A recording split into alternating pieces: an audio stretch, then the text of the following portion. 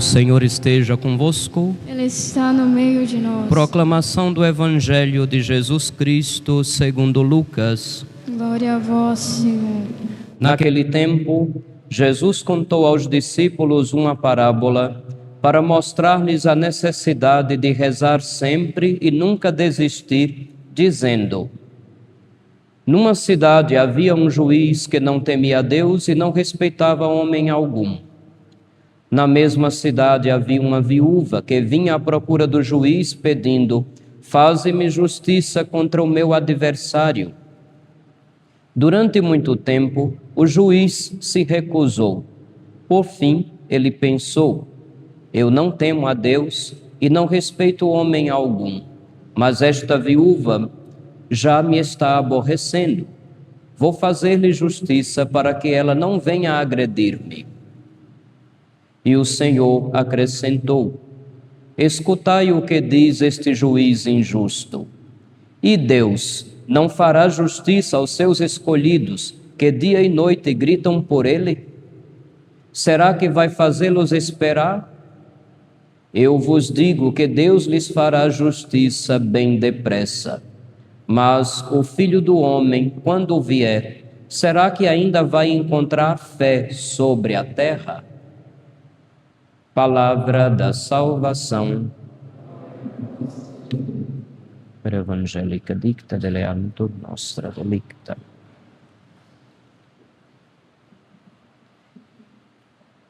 Filhos, existe uma necessidade de oração contínua e que a gente nunca deve dela desistir.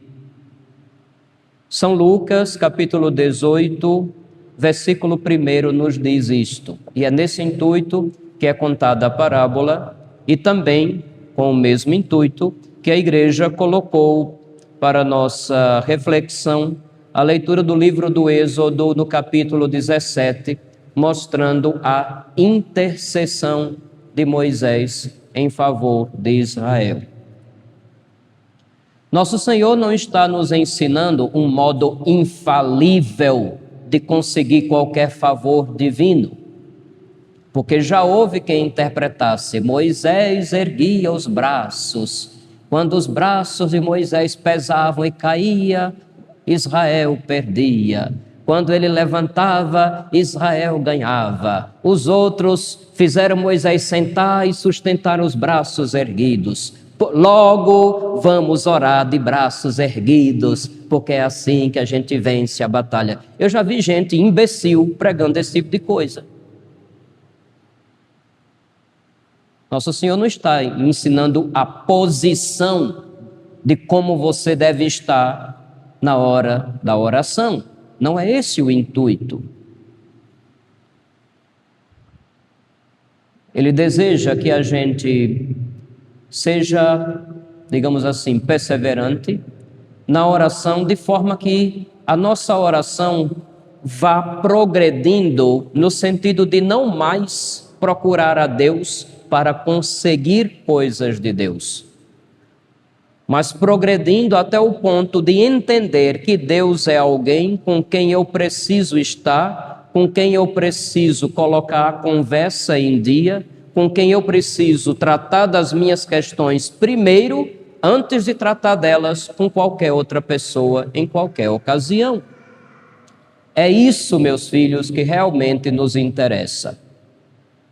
Orar e rezar, qual é a diferença? Segundo Aurélio, não tem muita diferença. Porém, a palavra rezar vem da palavra recitar. Recitar é aquela oração que a gente faz aprendida, porque decorou, ou quando a gente tem um livro diante para ajudar na oração. Seja a liturgia das horas, a Sagrada Escritura, um manual de piedade, um devocionário, uma oração que já foi preparada de antemão por escrito e assim por diante. Recitar é fazer isso. A nossa oração, ela deve ir além da recitação. Deve se tornar um verdadeiro diálogo com Deus. A gente não define a oração assim. O que é rezar? Conversar com Deus, alguns dizem, não é? Outros dizem falar com Deus. Outros já dizem dialogar com Deus. O dialogar é mais interessante, porque o diálogo supõe que você fale enquanto tem outra pessoa que escuta. Mas vai chegar um momento que você vai calar e escutar o que a outra pessoa vai lhe dizer. Já perceberam quantas vezes a gente fala e não faz silêncio para que Deus nos dê um sinal ou nos diga alguma coisa? Vocês já perceberam isso? Vocês já perceberam quantas vezes a gente quer encher os ouvidos de Deus com bajulação? Altíssimo, boníssimo, excelso, gloriosíssimo, glória, glórias, aleluias, exaltado, louvado, bendito. Sim, tudo isso mostra a nossa admiração e o extrapolar do nosso amor para com Deus, mas não pode parar aí. Já perceberam quantas vezes enchemos os ouvidos de Deus com pedidos? E às vezes não apenas pedidos, também exigências. Já perceberam quantas vezes tentamos negociar com nosso Senhor? Não faz muito tempo eu lembrava aquele tipo de promessa, como é que diria João Grilo? Ô promessa sem jeito. Estão lembrados da Compadecida? Quantas pessoas pedem, mas já duvidando que vão receber? Se o Senhor me der tal coisa, então eu vou fazer aquela outra coisa. Uma tentativa de negociação, de pechincha que a gente faz com Deus. E falta-nos aquele entender, aquela vivência da oração enquanto colocar a conversa em dia com um amigo. E que não é um amigo qualquer. É um amigo que a gente sabe que realmente ama a gente. Quando temos um amigo em quem confiamos, vamos procurar em diversas ocasiões essa pessoa para conversar. Por exemplo, você viu uma coisa engraçada na rua, quer encontrar o amigo para partilhar e os dois irem juntos. E às vezes até você floreia a coisa engraçada que aconteceu para ver se fica mais engraçado ainda, porque a risada quando é partilhada é mais gostosa. Quando se tem um amigo e a gente está triste, a gente vai, quer estar junto, quer dizer o que está entristecendo, quer desabafar, quer chorar, quer abraçar, quer colo. Isso faz muito bem para todos nós. Quando a gente tem um amigo, a gente tem aquela coragem, sem vergonha nenhuma na cara, de chegar e dizer, cara, eu não sei essa coisa não, me ensine. Se você vai dizer para um estranho, você não vai dizer para começo de conversa, você tem medo de ser chamado de burro. Mas com um amigo, você não tem receios. Às vezes o amigo vai lhe dizer que você é burro também, mas você não vai levar a mal, porque você sabe que ele vai ensinar o passo a passo. Ele vai partilhar a sabedoria que ele tem, o que ele sabe com você. E todo mundo se ajuda. Quando você tem amigo e você está pé da vida com uma situação, eu acho engraçado quando eu uso algumas expressões, ainda tem gente que faz assim, arregala os olhos. É isso mesmo, eu vou repetir. Quando você está pé da vida, pode arregalar os olhos. E tome cuidado, porque de repente pode acontecer algum tipo de doença e você não vai conseguir dormir, vai ficar a noite toda com os olhos assim, arregalados. Meu Deus do céu, quanta coisa para espantar-se. Vai se espantar porque eu falei pé da vida. Quando você está pé da vida, pela terceira vez, com uma situação, você procura um amigo para desabafar, não é assim? Hoje em dia, como o meu telefone está em casa, posso passar aí? Aí você chega lá, entra, fecha a porta, aí você muda o tom de voz, fica vermelho, começa a rasgar o verbo com aquele infeliz que te torrou o juízo. Aí você xinga, diz palavrão, manda tomar banho para ponto que caiu, chupa caju para casa do Carvalho. Aí diz, aquele fio do pi me fez tal coisa, me deu vontade, se eu tivesse uma faca, tinha metido no bolso do infeliz. Vai dizer que você nunca fez isso na vida? Meu filho, raiva não é pecado. Raiva é um sentimento natural e espontâneo de indignação quando a gente se depara com o mal e com qualquer coisa que quebre a rotina de algo simples que a gente já tinha planejado. Você não escolhe a hora que o sangue vai ferver. A raiva não nos dá o direito de faltar com a caridade, mas desabafar com um amigo a gente pode. Até para a nossa saúde mental faz muito bem.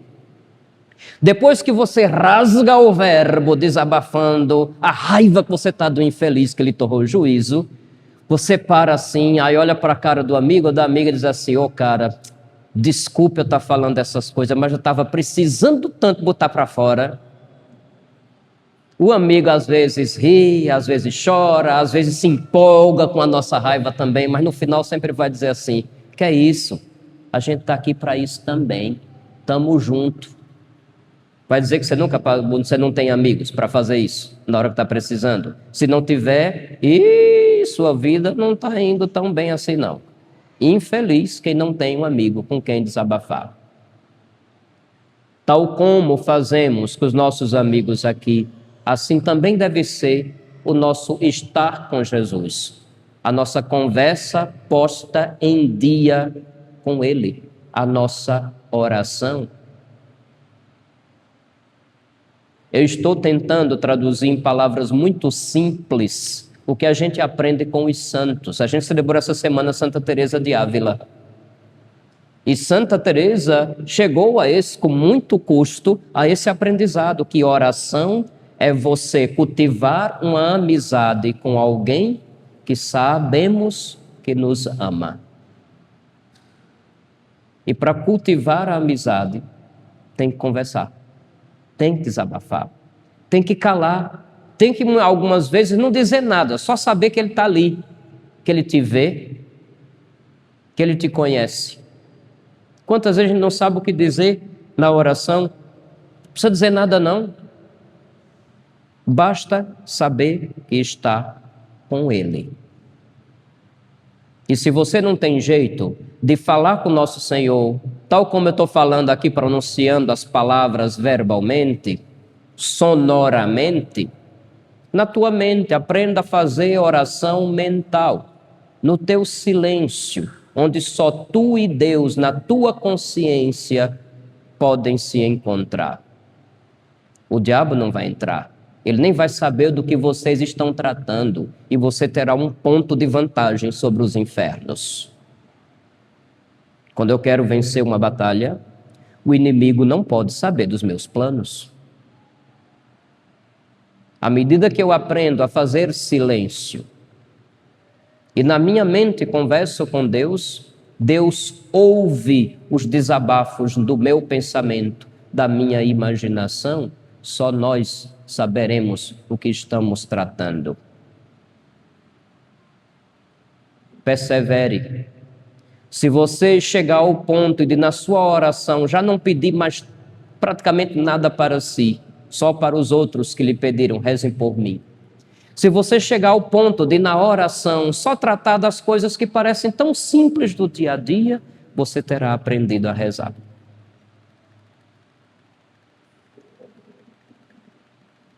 E depois de tanto tempo, a gente só sabendo que está na presença dele, porque é importante estar na presença, tendo-o como amigo, com quem vamos tratar primeiro das nossas questões, no dia que você disser: Senhor, já faz um tempinho que eu não peço nada, mas eu vi aquela necessidade daquele lá que me pediu oração, olha por ele, Deus vai lhe surpreender. Porque geralmente é assim que os santos rezam. Perseverança. Quem crê, faz oração. Quem não faz oração, acaba esfriando na fé até perdê-la. Nosso Senhor, sabendo que isso é algo trabalhoso a ser feito, algo que com o passar do tempo pode fazer a gente cansar, principalmente se a gente só reza quando quer um milagre, se a gente só o procura quando quer uma intervenção para já, foi que ele fez esse desabafo no final da leitura do Evangelho de hoje. São Lucas, capítulo 18, versículo 8. O Filho do Homem, quando vier, será que ainda vai encontrar fé sobre a terra? Não faz muito tempo nós falávamos sobre fé, que não é simplesmente acreditar que Deus existe, mas é tê-lo como alguém presente, alguém que nos conhece melhor do que nós, alguém diante de quem não temos nada a esconder.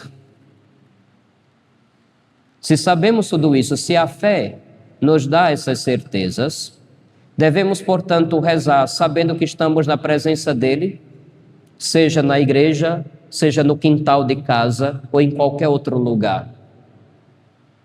Devemos rezar de um jeito que a gente confie nele, sem ficar escolhendo palavras bonitas, porque a Deus não se enrola. Quando não conhecemos alguém, escolhemos as palavras para não sermos mal entendidos. Com Deus, a gente não precisa se dar esse tipo de trabalho.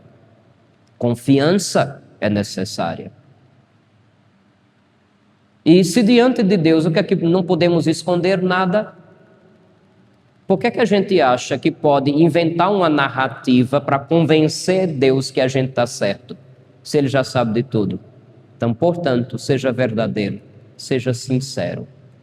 Está na presença dEle com confiança e com sinceridade. Essas são as disposições para que sua oração aconteça com fruto.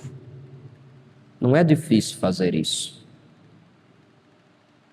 Portanto, meus filhos, vamos começar a superar aquele entendimento sobre Deus ou sobre oração, como se oração fosse uma fórmula de colocar Nosso Senhor contra a parede.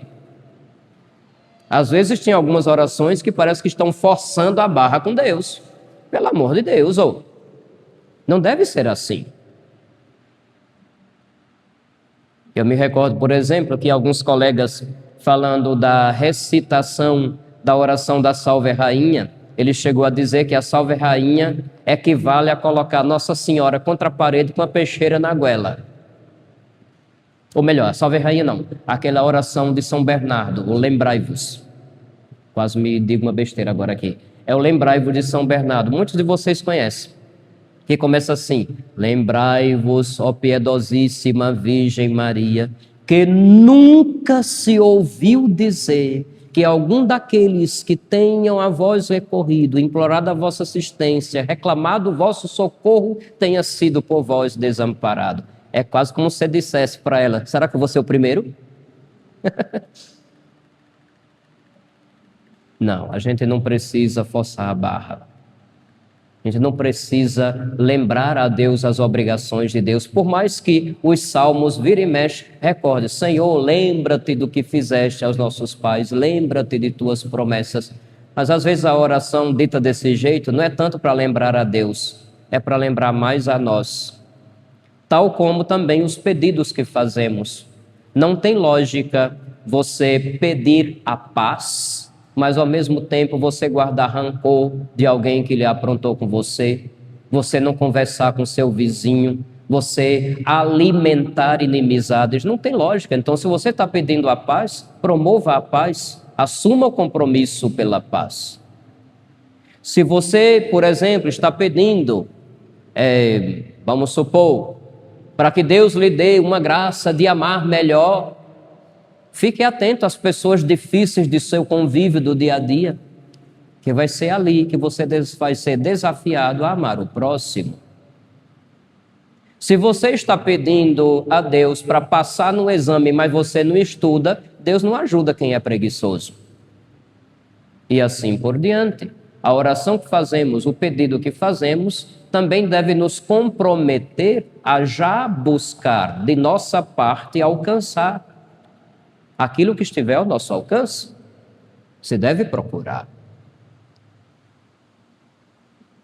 estar com o Senhor, na presença dEle, com toda a confiança, porque Ele não precisa de nossa bajulação, com toda a verdade, porque quando sabemos disso, é como se nós estivéssemos nus diante de Deus. Por mais que você tenha um monte de pano em cima do corpo. Nu em que sentido? Não estou falando safadeza, não. Nu no sentido de que você não tem nada a esconder. Ele é a verdade. Portanto, haja com verdade. Presença de Deus. Confiança nele. Verdade no que se diz a ele. Se em determinado momento a única coisa que você tem a dizer a ele são queixas, são desabafos, faça sem medo, sem temor. Eu estou vendo várias pessoas com a fita do apostolado da oração. Um dos hinos do Sagrado Coração de Jesus, Coração Santo, logo na primeira estrofe, diz o quê? Vamos recordar? Jesus amável, Jesus piedoso, Deus amoroso, frágua de amor, a teus pés venho, se tu me deixas, sentidas queixas, humilde expor.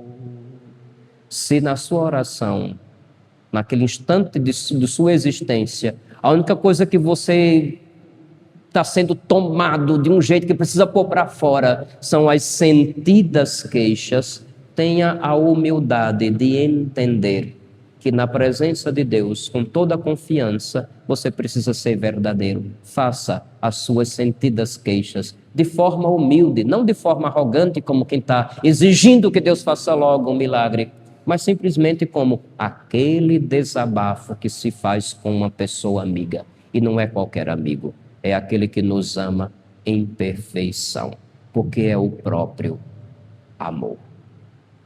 Louvado seja nosso Senhor Jesus Cristo.